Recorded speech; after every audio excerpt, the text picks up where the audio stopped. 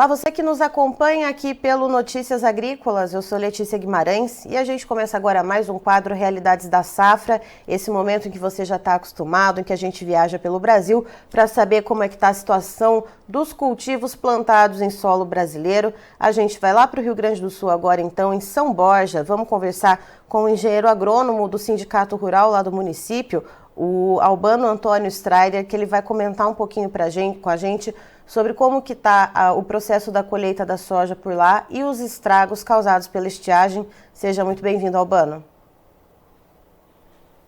Bom dia, Letícia, e bom dia aos amigos do Notícias Agrícolas.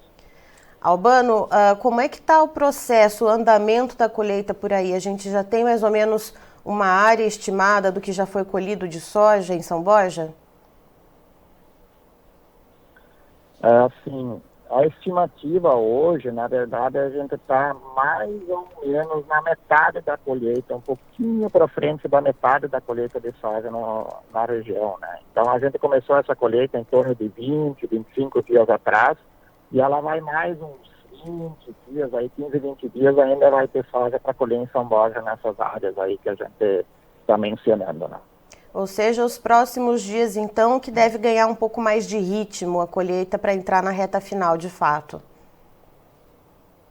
Exatamente. A gente tá bem no meio da colheita, né? E nas próximas 2 semanas aí vão ser decisivas até para a gente ver bem a produtividade e as coisas que aconteceram nessa safra aí definitivamente, né? Vai indo mais para metade e para o final da colheita, essas próximas 2 semanas aí.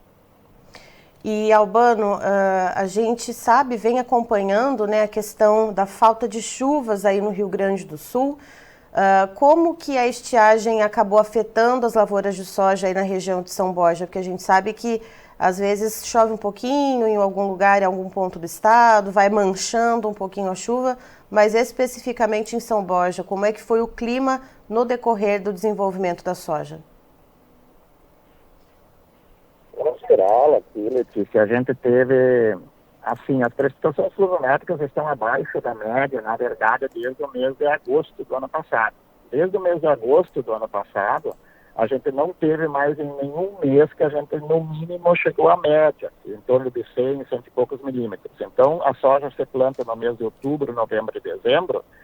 Esses meses do desenvolvimento da soja, a partir de outubro até o mês de março agora, que é o desenvolvimento normal da soja aqui na região, a gente precisa para essa cultura em torno de 550 milímetros para ter uma produtividade boa na região. A gente não conseguiu fechar 200 milímetros durante esses meses. Do mês de outubro até o mês de final de fevereiro, março, a gente não conseguiu, a chuva não precipitou 200 milímetros. Foi em torno de 186 milímetros, para ser mais preciso, durante esse período. Então, na verdade, a gente está com falta de em torno de 400 milímetros aí para o desenvolvimento normal de uma cultura de soja aqui na região. E, Albano, tendo todo esse déficit hídrico, no que isso prejudicou a soja? A gente sabe que tem vários estágios, né, da planta em que as quantidades de água ali são essenciais, algumas a planta consegue resistir um pouquinho mais a tempos mais secos, mas com essa falta toda, né, de água que você trouxe aqui para a gente, essa informação, o que acabou acontecendo com as plantas por aí? Na verdade, desde a implantação da cultura, a gente já teve dificuldades. Em função de não ter precipitação pluviométrica e umidade no solo pelo plantio, teve produtores que plantaram no mês de janeiro, o que não é normal, né? Teve em torno de 20% a 30% de produtores que conseguiram somente em janeiro implantar cultura. Então, no mês de outubro, no mês de novembro e no mês de dezembro, esses produtores não conseguiram plantar devido à falta de umidade no solo. Veio algumas precipitações pluviométricas em algumas regiões da região de São Borja, que planta em torno de 100 mil hectares de soja. Teve produtores que pegaram umas chuvas, assim, aquelas que você falou, as chuvas esporádicas, localizadas, e conseguiram ainda plantar alguma coisa em janeiro. Então, isso já começou por ali. Depois, o desenvolvimento do soja, ele ficou muito aquém daquilo que a gente espera de 1 metro e 30 centímetros de altura. As plantas ficaram com 15, 10, 15, 18, 20 centímetros no máximo, né? E com muita pouca vagem. E muitas plantas morreram, emergiram do solo e acabaram morrendo por causa da alta temperatura e exatamente também da falta de precipitação pluviométrica. Esse é o cenário, né, que a gente encontra agora na colheita. E Albano, para além da estiagem, né, teve alguma pressão por praga ou doença, ou essa questão da falta de chuva, nem praga e nem doença acaba dando, né, na lavoura? Na verdade, assim, ó, as pragas aumentaram muito, porque quando fica muito seco na nossa região, isso é uma característica da nossa região especificamente, quando fica muito seco aumenta as pragas, aumenta trips, aumenta ácaros, né, que são as pragas que mais atacam quando o clima fica seco. E o produtor teve que entrar aplicando, mesmo sem precipitação pluviométrica, ainda na esperança, porque o produtor não desiste, ele quer ver a lavoura lá na colheita. Então o produtor investiu, né, investiu muito nas aplicações, principalmente para pragas. Para doenças, não houve ataque de doenças, muito pouco, a não ser algumas manchas foliares, mas não ocorreu ferrugem, que é a maior doença, que mais dá prejuízo na soja. Obviamente que o clima mais seco não ocorreu. No entanto, houve um aumento muito grande de ataque de pragas e também as ervas daninhas. Quando fica seco, mesmo com a estiagem, algumas ervas daninhas emergem e elas acabam atrapalhando o desenvolvimento do soja, e aí aumenta a quantidade de aplicações de dessecantes e produtos para controlar ervas daninhas. Então esse custo também é aumentado, porque o soja não fecha a linha e as ervas daninhas vêm e o produtor tem que entrar aplicando. Então nós tivemos aumento de custo dessas aplicações de inseticidas e de herbicidas para o controle de ervas daninhas. Então, Albano, para a gente ter uma ideia, em um ano normal para safra de soja aí em São Borja, qual seria a média de sacas por hectare e quanto que se espera colher esse ano, né? Você já comentou que está ali um pouquinho a mais, né, de metade das áreas já colhidas, mas já tem alguma parcial para a gente fazer essa comparação, então, do que seria o normal para a área e quanto que deve se colher esse ano para a gente saber esse estrago todo da colheita, da estiagem, perdão. Assim, Letícia, eu preciso fazer um histórico, tá? Eu preciso tomar como base, para responder a tua pergunta, fazer um histórico de 10 anos. A cada 10 anos, em São Borja especificamente, a gente tem em torno de 3 a 4 anos de safra normal, que a gente chama safra normal, quando a gente consegue colher nas áreas que não são irrigadas em torno de 45 a 50 sacos. Isso já ocorreu há anos atrás, tá? Mas de cada 10 anos a gente tem só 3 ou 4 anos no máximo com essa característica. Num ano normal desses, a gente colhe esses 45 a 50 sacos por hectare. Tá? Nos outros anos, a gente tem momentos muito esporádicos. Pode eventualmente dar uma colheita melhor, mas também ela pode ser menor do que 45, 50 sacos, isso vai depender do clima de cada ano. No geral, não é essa média, mas a cada 3, 4 anos, de 10 anos, a gente consegue colher isso. 45 a 50 sacos por hectare, mais ou menos. E a parcial, né, tendo em vista essa já metade das áreas colhidas, o que se consegue vislumbrar, Albano, dessa colheita? Esse ano, a média dos produtores que estão colhendo essas áreas de sequeiro é em torno de 5 a 8 sacos por hectare no máximo, e muitos produtores não nem fazendo a colheita, porque tem áreas, tem lavouras grandes aí de 500, 800, 1.000, 1.500 hectares que a gente chama de lavouras grandes aqui na nossa região, que é característica uma da lavoura de média, grande porte, que tem produtores que não estão passando a máquina porque não vale a pena, não paga o diesel da máquina para colher o soja.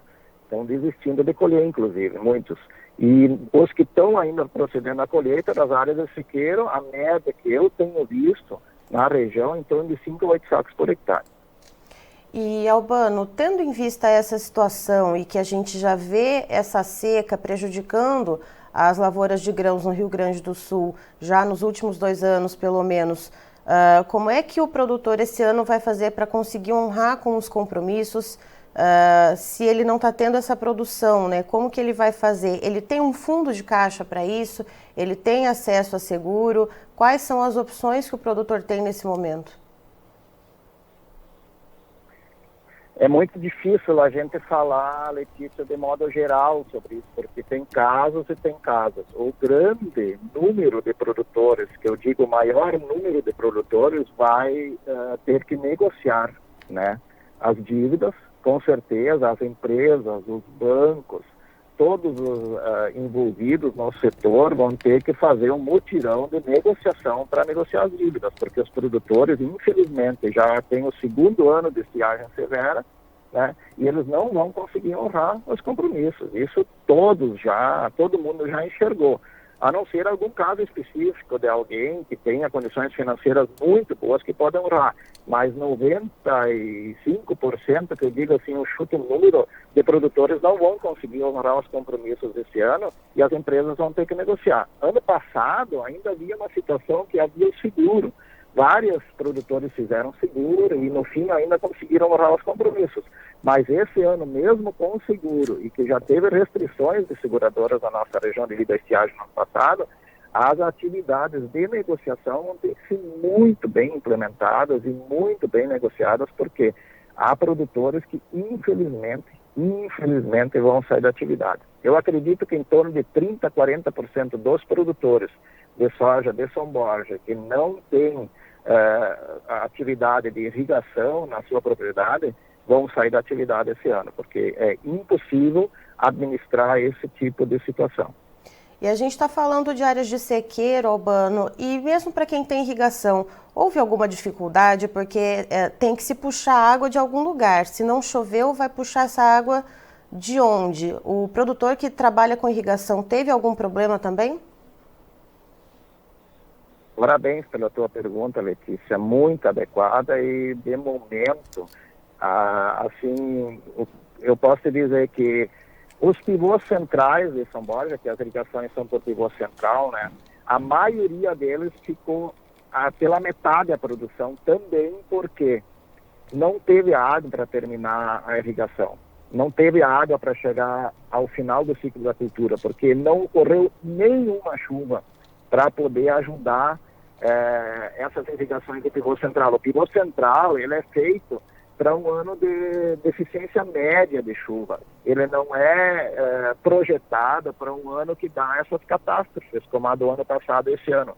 Então, mesmo que quem tem irrigação, fica a produtividade pela metade. A metade é no pivô central, a produtividade normalmente é em torno de 60 sacos de média. Esse ano fica entre 30 e 40 sacos nos pivôs que tiveram água, né? Então, teve muitos pivôs centrais, muita irrigação parada por falta de água. Muito. Certo, Albano, eu agradeço a sua participação aqui com a gente. Obrigada por trazer essas informações a respeito da região de São Borja. Você é sempre muito bem-vindo, então, para trazer esses dados, né, essa realidade do que está acontecendo por aí. Muito obrigada. Obrigado, Letícia, e obrigado aos amigos de Notícias Agrícolas. Estamos sempre à disposição do Sindicato Rural para ajudar a divulgar as informações da nossa região.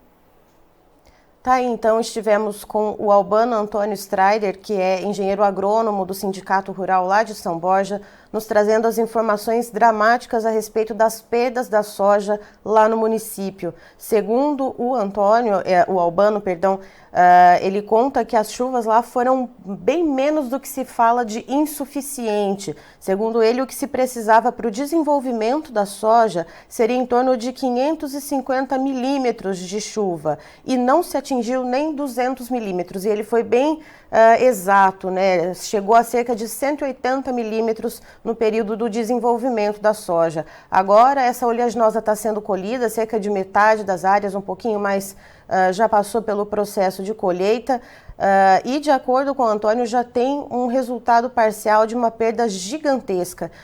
Quando se costuma colher mais ou menos entre 45 a 50 sacas por hectare em anos em que tudo corre dentro da normalidade, esse ano a parcial que o Antônio traz para a gente, que o Albano Antônio traz para a gente é entre 5 a 8 sacas por hectare em média. E isso nas áreas de sequeiro, como ele explica para a gente. Nas áreas de pivô irrigado, essa questão da estiagem também afetou bastante, já que se não choveu, não tem de onde puxar a quantidade de água necessária para irrigar as plantas. Então, nas áreas de pivô irrigado, onde a colheita normal gira em torno de 60 sacas por hectare na média de produtividade, esse ano deve cair pela metade, cerca de 30 sacas por hectare ou, no melhor dos casos, 40 sacas por hectare. E outra informação ainda que o Albano traz para a gente é que nas áreas, então, dos produtores que plantam em áreas de sequeiro, cerca de 30% a 40% devem sair da atividade porque, de fato, não vão conseguir honrar com os compromissos. No ano passado, houve ainda uma certa facilidade para se fazer o seguro e obter, né, o dinheiro, né, relativo ao seguro, já que existe essa crise hídrica, vem caminhando há algum tempo lá no Rio Grande do Sul, mas esse ano houve algumas restrições por parte das seguradoras, nem todos os produtores conseguiram fazer esse seguro e não vão conseguir honrar com os compromissos, portanto, alguns deles vão ter que negociar com os bancos ou vão sair de fato da atividade porque não conseguem sustentar essa situação. Eu encerro por aqui, já tem mais informações para você. Fique ligado.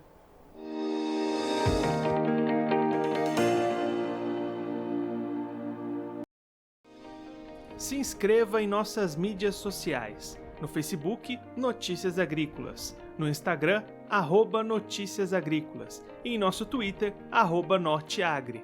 E para não perder nenhum vídeo, não se esqueça de nos acompanhar no YouTube e na Twitch, Notícias Agrícolas Oficial.